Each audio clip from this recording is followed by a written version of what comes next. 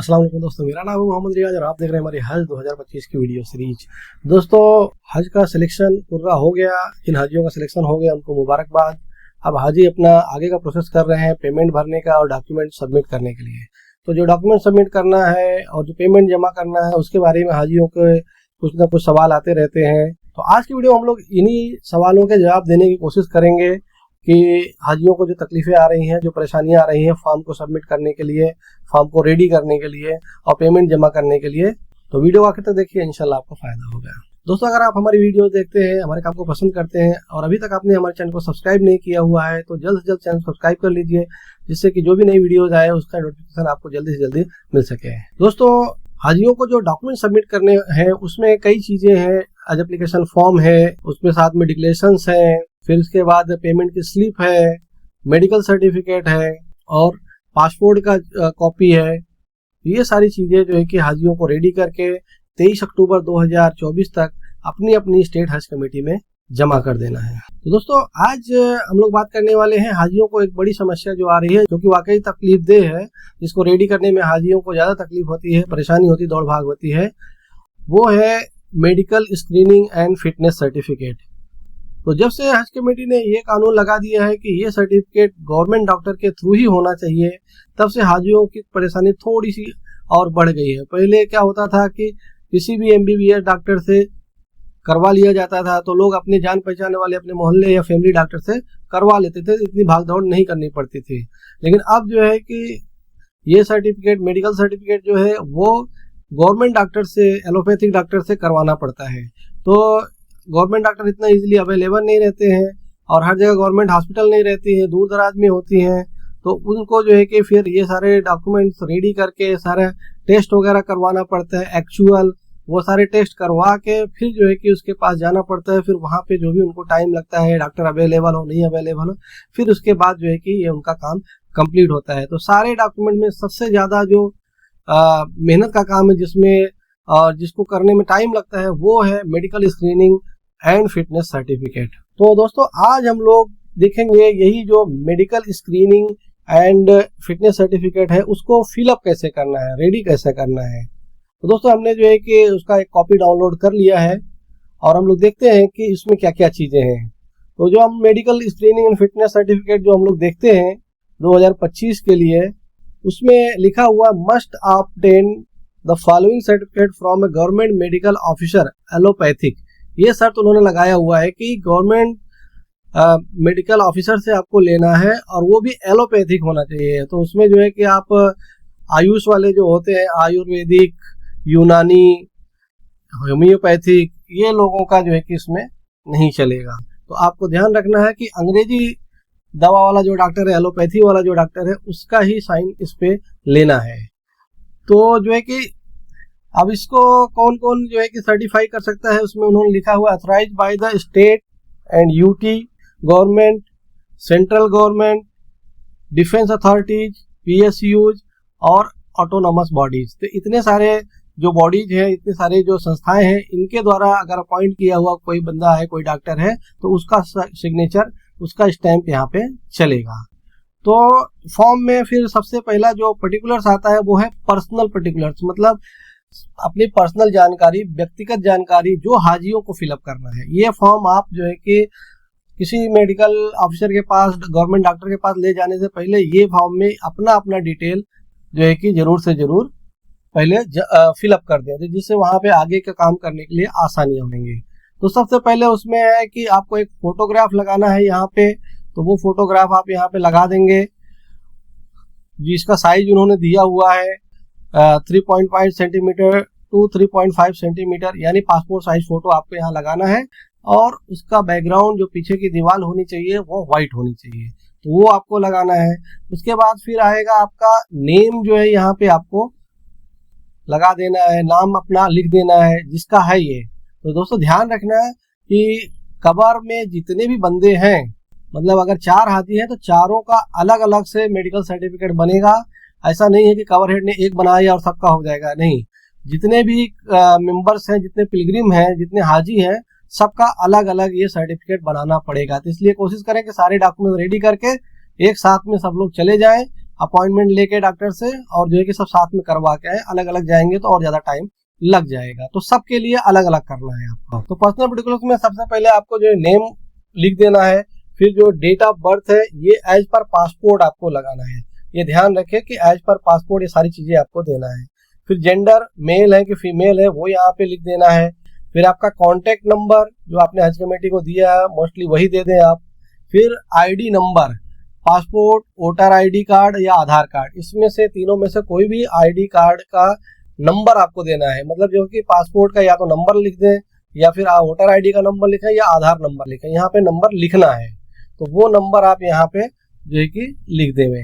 फिर उसके बाद आपका ब्लड ग्रुप आपने जो है कि फॉर्म फिलअप के टाइम पे दिया हुआ है तो वो ब्लड ग्रुप आप यहाँ पे लिख देंगे।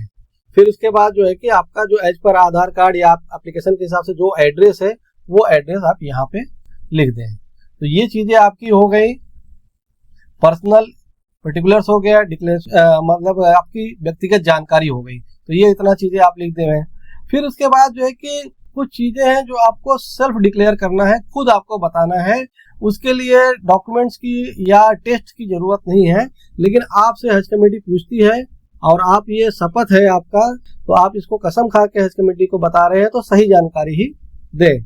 अच्छा, ये जो फॉर्म है उसमें दोनों लैंग्वेजेस है, हिंदी भी है और इंग्लिश भी है। तो जो लैंग्वेज आपको पसंद आए, जो आपको सुटेबल हो, उसमें जवाब दें। अच्छा, लेकिन ध्यान रखें कि जब एक लैंग्वेज आपने सेलेक्ट कर लिया है, जैसे हिंदी में आप जवाब देना चाहते हैं तो सब कॉलम में आप हिंदी वाला ही पे टिक करें, और अगर आप इंग्लिश में करते हैं तो इंग्लिश वाला टिक करें। तो दोनों में से जो आपको सुटेबल हो शुरू से अंत तक उसी पे जो है कि आप कायम रहें, उसी पे काम करें। तो सबसे पहला जो सवाल है, तो इसके साथ में जो है कि उन्होंने लिखा हुआ है कि self declaration to be filled by the हज एप्लीकेंट, मतलब हज का जो एप्लीकेंट है, आवेदक है, उसके द्वारा ये भरा जाएगा। तो आगे उन्होंने दिया हुआ है उसका जो ऑप्शंस है यस नो का, उसके सामने है कि प्लीज सर्कल, यानी आप कृपया गोला लगाएं। मतलब आपको सर्कल करना है या गोला लगाना है हिंदी में। तो वो चीज आपको जो भी यस या नो करना है उसको राउंड कर देना है। तो देख लेते हैं हम लोग। तो सबसे पहला जो क्वेश्चन है सेल्फ डिक्लेरेशन में वो है, do you suffer from epilepsy or from sudden attacks of loss of consciousness or giddiness from any cause. इसका मतलब हिंदी में उन्होंने लिखा हुआ है, क्या आप मिर्गी से पीड़ित हैं या किसी भी कारण से अचानक बेहोशी या चक्कर आने के दौरे से पीड़ित हैं। आपको दौरा वगैरह तो नहीं आता है, मिर्गी का दौरा तो नहीं पड़ता है, चक्कर वगैरह तो नहीं आता है। तो यहाँ पे अगर आप इंग्लिश में कर रहे हैं, अगर आपको आता है तो यस, और नहीं आता है तो आप नो पे जो है कि गोला लगा दें। ठीक है, ये पेन से आपको फिलअप करना है। फिर उसके बाद अगर हिंदी में आप कर रहे हैं तो यहाँ हाँ ना पे कर दें। तो दोनों में से जो आप सेलेक्ट करें शुरू से आखिर तक उसी में करें। फिर दूसरा जो है सवाल वो है, are you suffering from defect in vision, क्या आपको दृष्टि दोष है, यानी नजर से कम दिखाई देता है। अगर इस तरह का कोई मामला है तो आप यस कीजिए, नहीं तो नो कीजिए, वहां पे भी गोला लगा दीजिए आप। फिर आगे 3 नंबर में कई क्वेश्चंस हैं, have you ever been diagnosed with, तो क्या आपको कभी इस तरह की बीमारी हुई है, जो नीचे उन्होंने लिस्ट दिया हुआ है। तो उसमें ए में है ट्यूबरकुलोसिस यानी टीबी। अगर आपको टीबी है तो जो है कि यस करें, कभी हुआ है तो, अगर अभी नहीं है तो भी, लेकिन कभी हुआ है तो भी आप यस करें, अदरवाइज आप इसको नो पे गोला लगा दें। फिर सीओपीडी, अस्थमा, ब्रोंकाइटिस, एम्फिनेसिया, ये जो बीमारी है, अगर आपको अस्थमा है, ब्रोंकाइटिस वगैरह है, तो आप जो कि सांस की जो भी बीमारी होती है उसमें से कोई बीमारी अगर आपको है तो आप उसको हाँ करें, नहीं तो ना करें। तो जो आपको रहेगा उसको आपको राउंड कर देना है। फिर उसके बाद है हाइपरटेंशन, बीपी, यानी कि आपको जो है कि ब्लड प्रेशर की शिकायत है या नहीं है, उसमें भी आप वही करना है, हाँ या ना। अगर हाँ है तो हाँ, नहीं तो ना पे राउंड कर दें। फिर है आपको डी नंबर है डायबिटीज मेलिटिस, यानी या मधुमेह या शुगर की बीमारी। अगर आपको शुगर की बीमारी है, डायबिटीज है, तो हाँ करें, नहीं तो ना करें। तो जो भी आपको है वो एक्चुअली आप यहाँ पे लिख देंगे। फिर इसके बाद हार्ट रिलेटेड इलनेस, हृदय रोग बीमारियां जो होती हैं, मतलब दिल की बीमारियां जो रहती हैं, हार्ट अटैक वगैरह का बीमारी आपको कोई इस तरह से है, अगर है तो हाँ करें, नहीं तो आप इसको भी ना पे जो है कि या नो पे गोला लगा देंगे, राउंड कर देंगे, सर्कल कर देंगे। फिर किडनी, गुर्दे की कोई बीमारी अगर आपको है, उसमें भी वही चीज है, आपसे पूछा जा रहा है, आप हाँ ना कर सकते हैं जो आपको एक्चुअल पोजीशन है। फिर इसके बाद है लीवर की बीमारी, मतलब आपको जो है कि जिगर से संबंधित कोई बीमारी आपको है तो उसमें भी जो आप जो है कि यस नो कर सकते हैं, अगर इस तरह की कोई बीमारी आपको है। अगर नहीं है तो नो पे आप गोला लगा दें।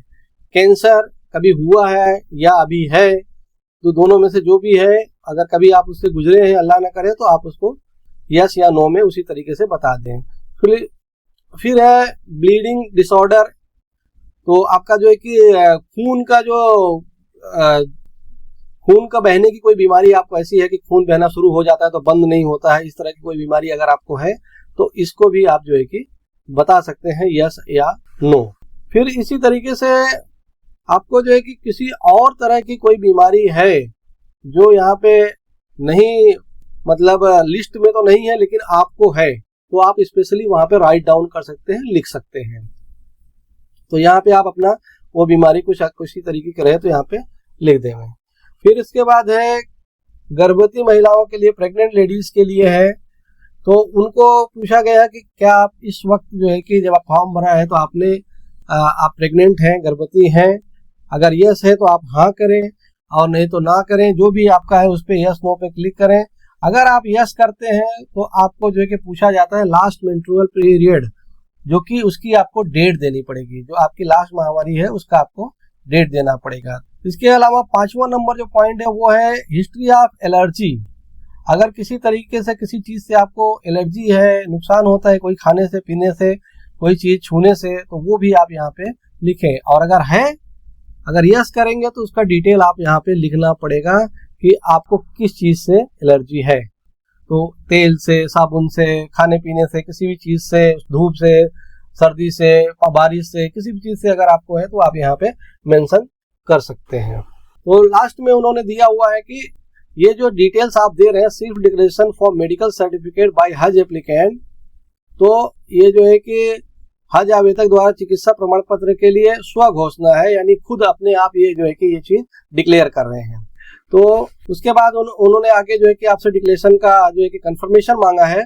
तो यहाँ पे जो है कि आपको आई के बाद या मैं के बाद जो है कि आपका नाम लिखना है। अगर इंग्लिश में लिख रहे हैं और हिंदी में लिख रहे हैं तो यहाँ मैं के बाद लिखना है। फिर उसके बाद आप अपने फादर या हस्बैंड, लेडीज है तो हस्बैंड, उनका नाम यहाँ पे लिखना है। तो यहाँ पे आप अपना नाम लिखेंगे और यहाँ पे आपके फादर का, गार्जियन का जो भी है नाम लिखने का है। तो आप इसको जो है कि आप दोनों जगह नाम लिख लेवे और उसके बाद जो है कि उसको पढ़ लेवे। Here bye declare that above mentioned information is true to the best of my knowledge and my application may be cancelled if it is found incorrect, false at a later date। तो ये बहुत बड़ी चीज है दोस्तों। इसमें हज committee आपसे लिखवा के ले रही है कि मैं फला और फला की वाइफ या फला का बेटा या बेटी ये डिक्लेयर करता हूँ, ये घोषणा करता हूँ कि इसमें जो डिटेल्स दिए गए हैं वो मेरी जानकारी, बेहतर जानकारी के हिसाब से सारी इंफॉर्मेशन सही है और मेरा एप्लीकेशन कैंसिल कर दिया जाए अगर इसमें से कोई भी इंफॉर्मेशन इनकरेक्ट या गलत, झूठी पाई जाती है। तो दोस्तों ये जो इंफॉर्मेशन देना है आपको बहुत ध्यान से देना है। हज कमेटी आपसे लिखवा के ले रही है, तो कहीं पे कोई अगर डिफरेंस पाया गया, आपने जो दिया है डिटेल, तो वहां पे ये खतरा है कि आपको जो है कि रिजेक्ट कर दिया जाएगा, आपका सीट कैंसिल कर दी जाएगी हज पे। तो बहुत ध्यान से आपको यह करना है। फिर उसके बाद लास्ट में आपका जो है कि एप्लीकेंट जो है जिसका ये फॉर्म है उसको वहां पे या तो अगर पढ़ा लिखा है तो साइन करेगा, अदरवाइज जो है कि आपको अपना ठप्पा लगा देना है। तो यहाँ पे आपको साइन कर देना है। तो ये आपका हो गया फर्स्ट पेज, पार्ट 1। उसके बाद ये सेकंड पार्ट आ जाता है दोस्तों, जिसमें आपको फॉर्म में कुछ डिटेल नहीं भरना है। अब वो डॉक्टर को डिटेल भरना है जिस डॉक्टर के पास आप गए हुए हैं। तो वो डॉक्टर जो है कि अब इसमें फॉर्म में डिटेल भरेगा। आपको कुछ उसके लिए रिपोर्ट्स करानी पड़ेंगी। वो रिपोर्ट्स मैं आपको बता देता हूँ। उसमें इन्वेस्टिगेशन में क्या क्या कराना है, आपको शुगर, जो रैंडम ब्लड शुगर होता है उसका कराना है, सीबीसी कराना है ब्लड का। उसके बाद आपको चेस्ट का एक्सरे करा के लेके जाना है, केएफटी है, ईसीजी है। तो ये सारी चीजें आपको करा के लेके जाना है। पहले से आप करवा के रख ले, डॉक्टर के पास जाने से पहले वो सब चीजों की रिपोर्ट देखेगा और उसके हिसाब से एंट्री करेगा। तो पहले सबसे पहला है कि अगर कोई मेडिकल कंप्लेंट्स पाई गई है आपके अंदर, आपका सारा डिटेल चेक करने के बाद तो यहाँ पे वो जो बंदा है, जो डॉक्टर है, वहाँ यहाँ पे रिमार्क लिखेगा। तो यहाँ पे वो रिमार्क लिखेगा। इसके अलावा जो है कि फिर और जो चीज़ें हैं, जनरल एग्जामिनेशन करेगा वो आपका हार्ट रेट वगैरह, ये सारी चीज़ें, पल्स रेट चेक करेगा मशीन से, और उसका जो है कि इंफॉर्मेशन वो यहाँ पे डिटेल दे देगा। इसमें जो है कि एक जनरल एग्जामिनेशन है और एक सिस्टमेटिक एग्जामिनेशन है, जिसमें है पेलॉर है, इक्टेरस है, पल्स रेट है, टेम्परेचर है, आपका रेस्पिरेटरी रेट है, ब्लड प्रेशर है, प्रेगनेंसी यस नो है, और प्रेगनेंसी अगर है तो उसको जो है कि बताना पड़ेगा कि 28 वीक से पहले का है कि ज़्यादा का है, उस हिसाब से। तो इसमें जो है कि एक खास बात यह है कि अगर जो लेडीज प्रेग्नेंट है, अगर वो 28 हफ्ते से ज़्यादा प्रेग्नेंट है, उनका डेट हो गया जिस दिन की उनकी जर्नी डेट है, जिस दिन उनकी फ्लाइट है, फ्लाइट डेट से फ्लाइट डेट के दिन अगर उनकी प्रेगनेंसी को 28 हफ्ते से ज़्यादा हो गया है तो उनको जो है कि फ्लाइट में जाने नहीं दिया जाएगा, उनको परमिशन नहीं मिलेगी। तो आप अपना डेट इस हिसाब से पकड़ लें। जो फ्लाइट का डेट शुरू होएगा वो 29 अप्रैल से इंशाल्लाह फ्लाइट्स चालू हो जाएंगी। तो 29 अप्रैल से 1 महीना तक फ्लाइट जाती रहेंगी, और लास्ट जो फ्लाइट होएगी तो उसी तरीके से 29 मई तक रहेगी। और जो है कि फिर उस हिसाब से जो है कि आप समझ लीजिए कि आपकी फ्लाइट किस डेट को पड़ेगी, उस डेट तक आपका ये डेट इतना होता है कि नहीं। तो ये सारी चीज़ें जो है कि जनरल एग्जामिनेशन वो करेगा डॉक्टर। उसके बाद जो है कि सिस्टमेटिक एग्जामिनेशन में जो है कि CVS पर abdomen, respiratory system, any gross neuro deficit, weakness, paralysis, कोई कमजोरी वगैरह रहेगी उसकी, ये सारी चीज़ें वो डॉक्टर जो है कि आपका सारा चेकअप करके यहाँ लिखेगा। उसके बाद कोई इसमें खास बात होएगी जो हज कमेटी को बताने लायक होएगी तो वो यहाँ पे वो चीज़ लिखेगा। तो इसके बाद जो है कि आप ये फॉर्म अपना देख लें ध्यान से। इसके बाद मैंने जो आपको बताया हुआ था इन्वेस्टिगेशन फाइंडिंग, यानी जो आपको टेस्ट वगैरह कराना है, वो रिपोर्ट जो आप लेके जाएंगे वो उसकी फाइंडिंग्स यहाँ पे वो लिख देगा। जैसे CBC में कुछ खास है तो यहाँ लिख देगा, RBS यानी रैंडम ब्लड शुगर में कोई मामला है तो यहाँ लिख देगा, उसका वैल्यू भी लिख सकता है कि इस टाइम पे शुगर कितनी है। फिर एक्सरे जो चेस्ट है उसमें कुछ फाइंडिंग्स होगी वो यहाँ लिखेगा, KFT का और ECG का यहाँ पे लिख देगा।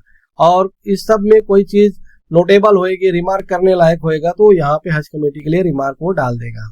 फिर जो है कि वो जो डॉक्टर है वो भी सर्टिफाई करेगा, वो भी एक कसम खा के डिक्लेरेशन दे रहा है, I have carefully examined the Pilgrim and his her prescription and certify that she is physically and mentally not fit to travel for Hajj.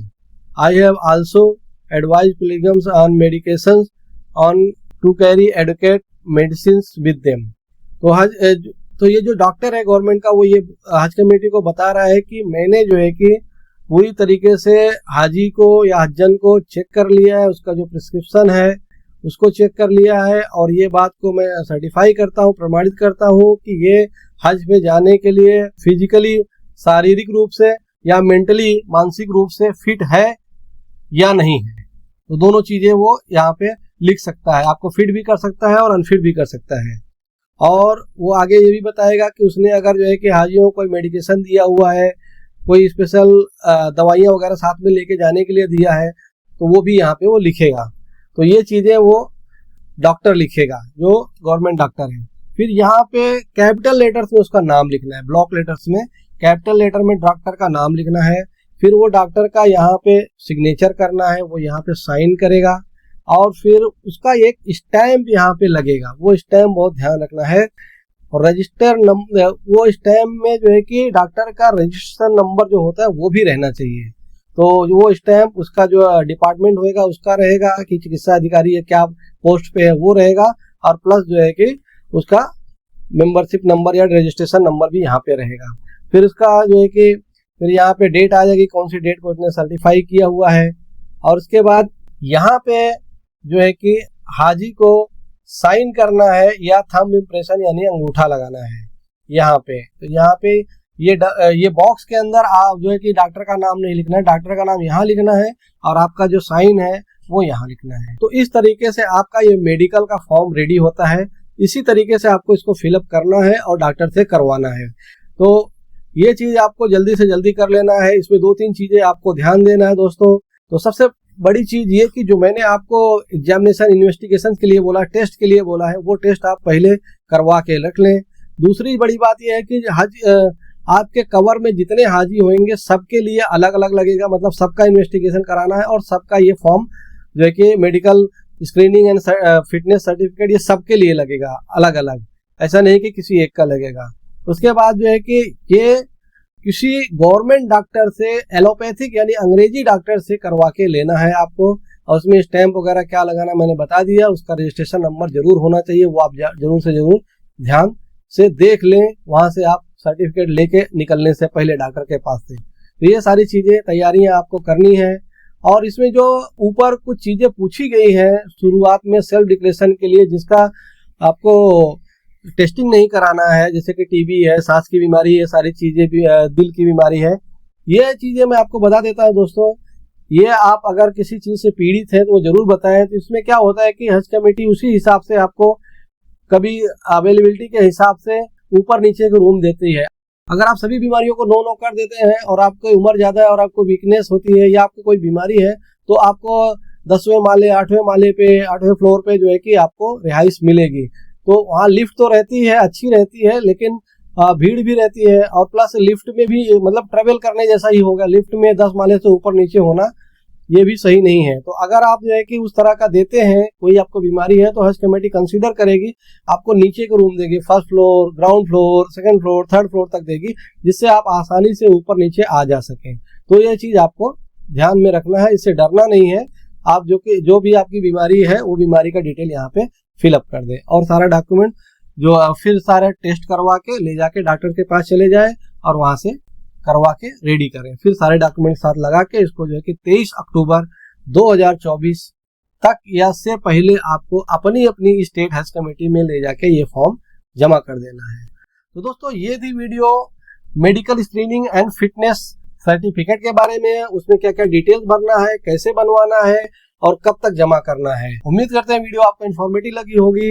Video को लाइक करें, शेयर करें, हमारे चैनल को सब्सक्राइब कर लें, हमारे व्हाट्सएप ग्रुप को जरूर ज्वाइन कर लें, जिसमें आपके सवालों के जवाब दिए जाते हैं। इस वीडियो में बस इतना ही। अपना ख्याल रखिएगा, मिलते हैं अगली वीडियो में। अस्सलाम वालेकुम।